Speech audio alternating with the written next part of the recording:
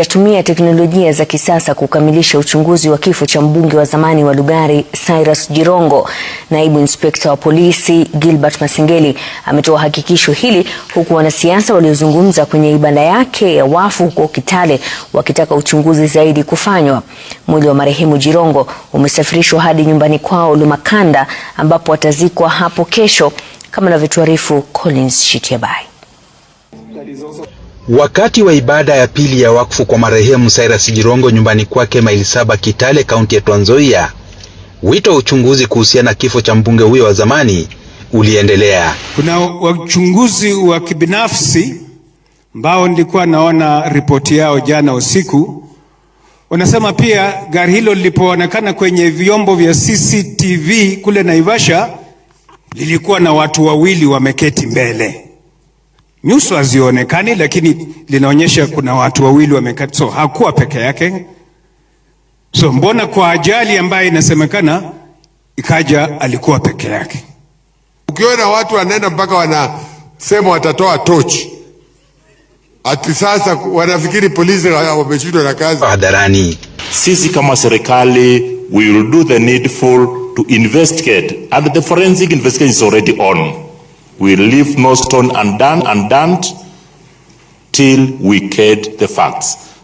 And we should not speculate about anything because technology will not lie.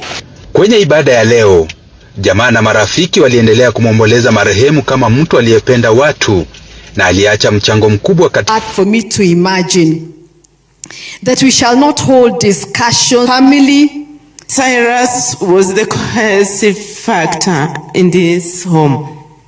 He was the uniform wa Kisii University Students Association. Na ukiwa university wakati Cyrus, mlikuwa mnajua tunaenda kufanya nini. Mwenda zake aliongolea umoja kwa mazishi hapo kesho. Our findings suggest that by the time the vehicle reached the final location, Jirongo was either already dead or severely beaten into unconsciousness. His body was placed on the front left-hand side of the vehicle. The driver then deliberately positioned the car in the wrong lane, left the engine running, and quietly exited the scene.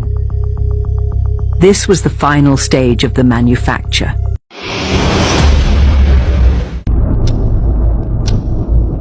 Sometimes, identifying a manufactured tragedy requires just one simple calculation.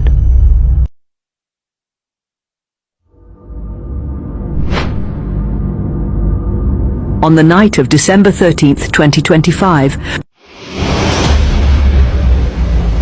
former Lugari MP and Cabinet Secretary Cyrus Jirongo died in a car crash along the Nairobi-Nakuru highway in Naivasha.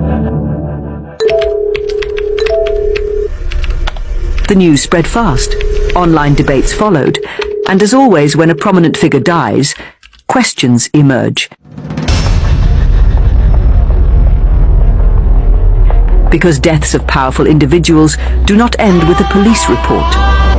Mercedes wakati aliingia kwa hakugive.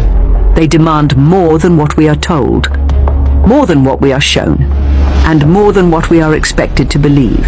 The IG knows exactly who killed Juma.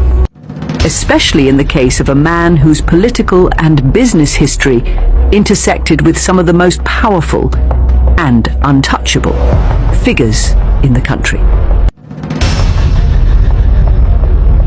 Tonight, we are not here to speculate. We are here to calculate.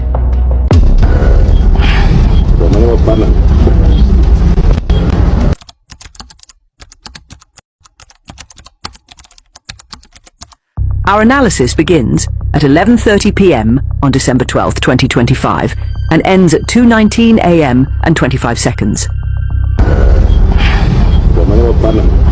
At the Karen Oasis Hotel, Cyrus Jirongo was last seen with friends. According to witnesses, he said he was heading home to Gigiri. He then left the hotel alone.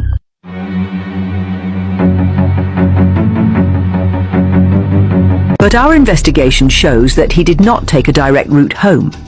Instead, his vehicle moved toward Langata Road, then diverted onto Magadi Road. At 11:50 p.m., the DCI forensics placed Jirongo's car at Park Place, a bar and restaurant along Magadi Road. Here, something unusual happens. According to the security officer on duty, the vehicle entered the premises, remained stationary for approximately 2 minutes and then left, without the driver speaking to anyone, without lowering the window. This is now 20 minutes after he left Karen Oasis. Which raises critical questions. Was Cyrus Jirongo still the one driving? Was he alone in the vehicle? And what happened during those missing minutes? Between 11:30, he left Karen Oasis, and 11:50 when he arrived at Park Place along Magadi Road. Those 20 minutes, what happened? For over 2 hours, his movements disappear. Then, at 2:19 a.m., his vehicle appears again, this time at Eagle Petrol Station, Naivasha, along the Nairobi-Nakuru highway. He does not stop. He does not engage. He passes through the station and re-enters the highway. A few seconds later, a Probox vehicle follows behind. Moments later, the fatal collision occurs. This is where forensic analysis becomes critical. Using satellite imagery and CCTV positioning, we mapped the exact location of the crash and the camera that captured it. From this vantage point, the road layout, traffic flow, and vehicle movement become clear.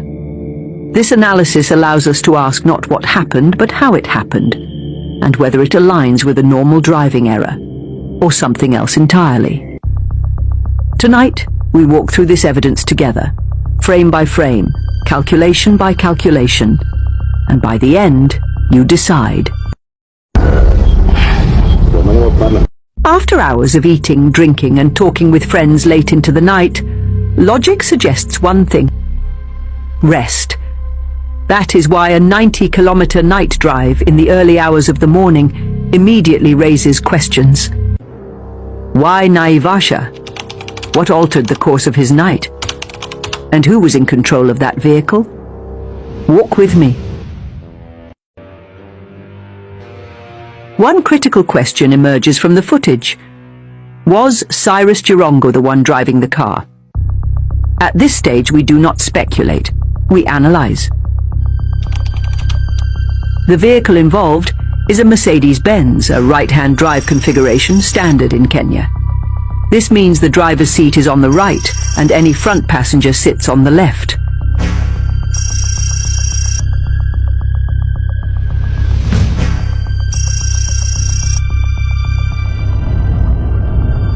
As the car approaches the CCTV camera, the footage is paused and carefully examined.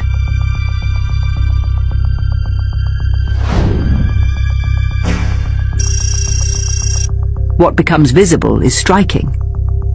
On the left front seat, a clear human silhouette appears, a distinct head and shoulders outline, a shape consistent with a seated person. Stable in position relative to the vehicle body.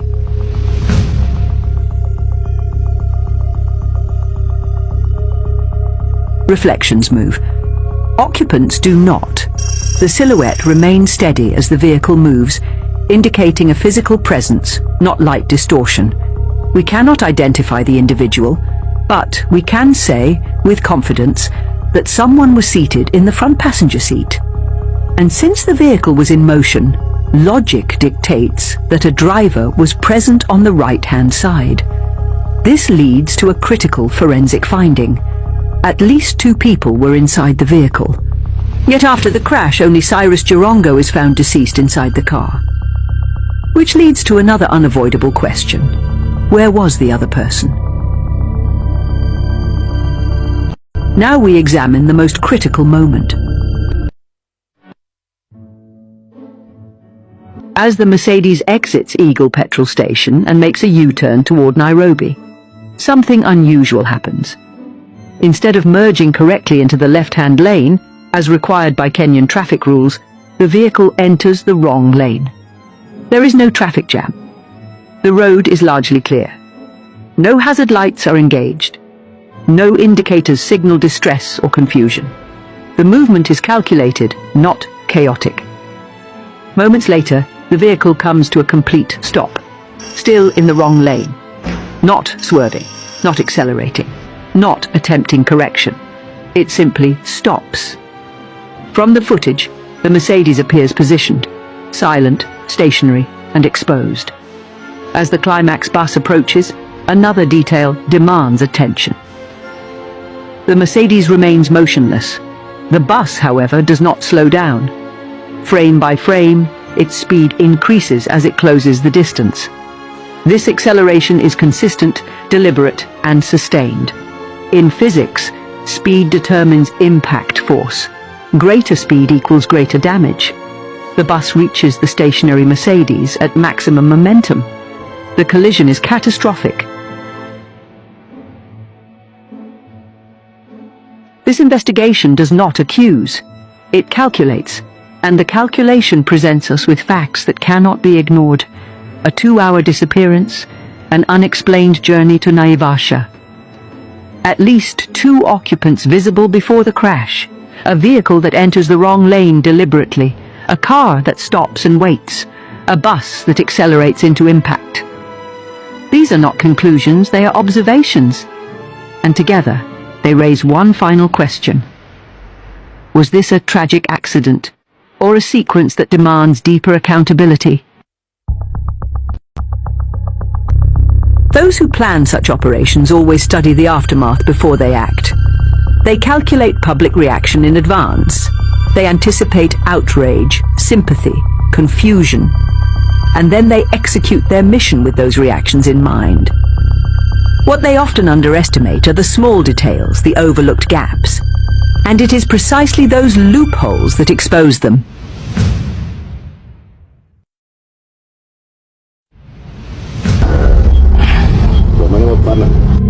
We believe that while Cyrus Jirongo was at Karen Oasis, he was under surveillance. It is possible that among the people seated near him, perhaps even among those he was dining with, there were individuals whose sole purpose was to watch, track, and report his movements. Our assessment indicates that immediately after Jirongo left Karen Oasis at approximately 11:30 p.m., he was already in the hands of his killers. Shortly thereafter, the Mercedes-Benz associated with him arrived at the Park Place Hotel. At the gate, security followed standard protocol and requested the occupants to lower the windows. This request was ignored. The vehicle remained silent, the windows fully raised. This is significant. Park Place is a 5-star hotel. Any vehicle entering must identify itself, either as a guest vehicle or one dropping off a passenger. Refusal to lower the windows is not only unusual, it is suspicious. 2 minutes later, the vehicle reversed and left the premises without anyone seeing who was inside. This raises a critical question. If Cyrus Jirongo himself had been driving, would he have refused to lower the windows? The behavior strongly suggests that he was not in control of the vehicle. Either he was already incapacitated, restrained, or he was no longer inside the car at that moment. One thing, however, is clear. He was not the one driving. According to gate security, the vehicle was also driving erratically. It failed to indicate while turning and appeared tense and hurried. The car never entered the hotel compound. Forensic analysis by the DCI placed Jirongo's vehicle at Park Place Hotel. However, hotel management maintained that Jirongo never entered the premises. Both statements can be true. The car reached the gate, but it did not gain entry. What remains unclear is what the perpetrators intended to do at Park Place. Whether it was a planned handover point, a diversion, or a contingency location remains unanswered. From 11:53 p.m., when the Mercedes-Benz left Park Place, to 2:19 a.m., when it was later spotted at Eagle petrol station in Naivasha, there is a critical window of approximately 2.5 hours. We believe this is when Cyrus Jirongo was killed. During this period, the vehicle was driven toward Naivasha. Meanwhile, a bus, already part of the scheme, was approaching from behind. A probox followed closely, which we believe carried accomplices coordinating the operation. Our findings suggest that by the time the vehicle reached the final location, Jirongo was either already dead or severely beaten into unconsciousness. His body was placed on the front left-hand side of the vehicle. The driver then deliberately positioned the car in the wrong lane, left the engine running, and quietly exited the scene. This was the final stage of the manufacture. Throughout this process, we believe the driver was in constant communication with the bus driver. That communication culminated in what the public later saw: the bus approaching at high speed, completing the fatal collision. Ladies and gentlemen, these are our findings. If you have questions, drop them in the comments below. Let us have a robust discussion. Until our next episode, goodbye for now.